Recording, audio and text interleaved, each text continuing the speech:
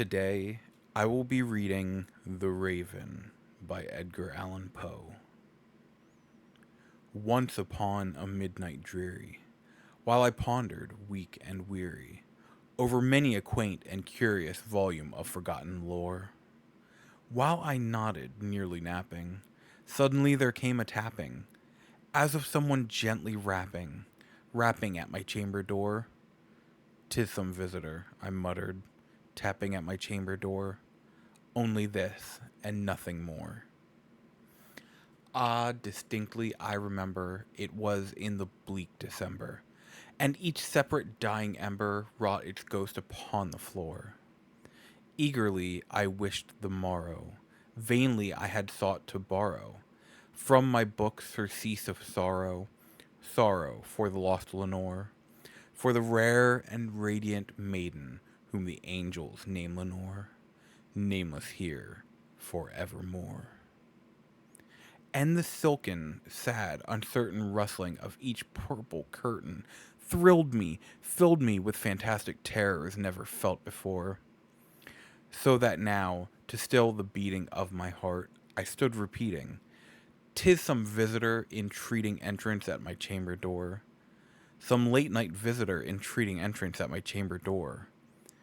This it is, and nothing more." Presently my soul grew stronger, hesitating then no longer. "Sir," said I, "or madam, truly your forgiveness I implore. But the fact is I was napping, and so gently you came rapping, and so faintly you came tapping at my chamber door, that I scarce was sure I heard you. Here I opened wide the door, darkness there, and nothing more."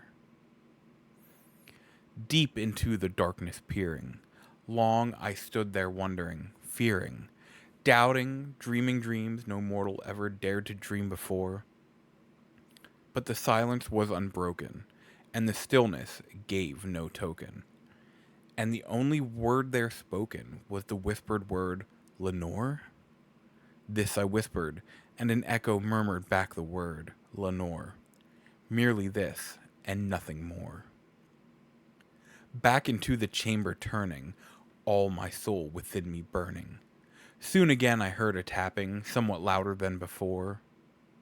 "Surely," said I, "surely that is something at my window lattice. Let me see then what thereat is, and this mystery explore. Let my heart be still a moment, and this mystery explore. 'Tis the wind, and nothing more."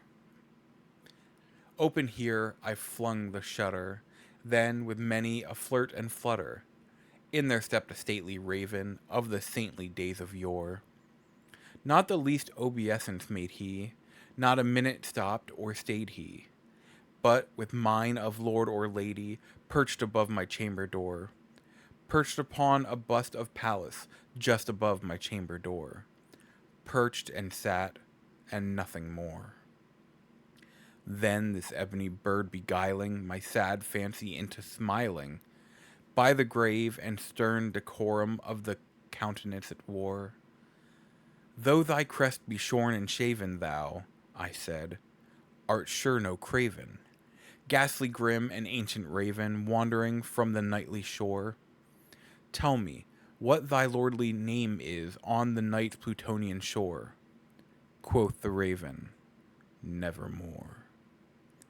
Much I marveled this ungainly fowl to hear discourse so plainly, though its answer little meaning, little relevancy bore, for we cannot help agreeing that no living human being ever yet was blessed with seeing bird above his chamber door, bird or beast upon the sculptured bust above his chamber door, with such name as Nevermore. But the raven, sitting lonely on the placid bust, spoke only that one word, as if his soul in that one word he did outpour. Nothing farther than he uttered, not a feather that he fluttered, till I scarcely more than muttered, "Other friends have flown before. On the morrow he will leave me, as my hopes have flown before." Then the bird said, "Nevermore." Startled at the stillness broken by reply so aptly spoken. Doubtless, said I, what it utters is its only stock in store, caught from some unhappy master, whom unmerciful disaster followed fast and followed faster, till his songs one burden bore, till the dirges of his hope that melancholy burden bore, of never, nevermore. But the raven, still beguiling all my fancy into smiling, straight I wheeled a cushioned seat in front of bird and bust and door. Then, upon the velvet sinking, I betook myself to linking fancy unto fancy, thinking what this ominous bird of yore, what this grim, ungainly, ghastly, gaunt, and ominous bird of yore meant in croaking, nevermore.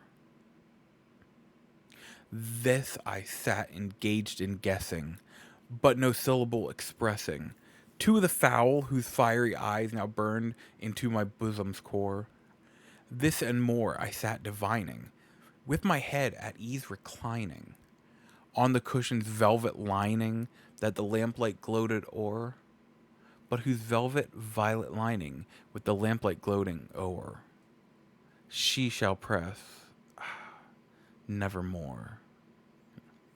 Then, methought, the air grew denser, perfumed from an unseen censer, swung by seraphim whose footfalls tinkled on the tufted floor. Wretch, I cried, thy God hath lent thee, by these angels he has sent thee, respite, respite and nepenthe from the memories of Lenore. Quaff, oh quaff this kind nepenthe, and forget this lost Lenore. Quoth the raven, nevermore. Prophet, said I, thing of evil, prophet still, if bird or devil, whether tempter sent, or whether tempest tossed thee here ashore, desolate, yet all undaunted, on this desert land enchanted, on this home by horror haunted, tell me truly, I implore, is there balm in Gilead? Tell me, I implore. Quoth the raven, nevermore. Prophet, said I, thing of evil, prophet still, if bird or devil, by that heaven that bends above us, by that God we both adore, tell this soul with sorrow laden, if within the distant Aidenn it shall clasp a sainted maiden, whom the angels name Lenore, clasp a rare and radiant maiden, whom the angels name Lenore. Quoth the raven, nevermore.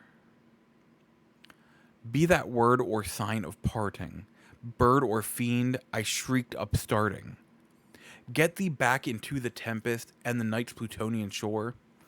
Leave no black plume as token of that lie thy soul hath spoken. Leave my loneliness unbroken. Quit the bust above my door. Take thy beak from out my heart, and take thy form from off my door. Quoth the raven, nevermore. And the raven, never flitting, still is sitting, on the pallid bust of Pallas just above my chamber door, and his eyes have all the seeming of a demon's that is dreaming, and the lamplight o'er him streaming throws his shadow on the floor, and my soul from out that shadow that lies floating on the floor shall be lifted nevermore.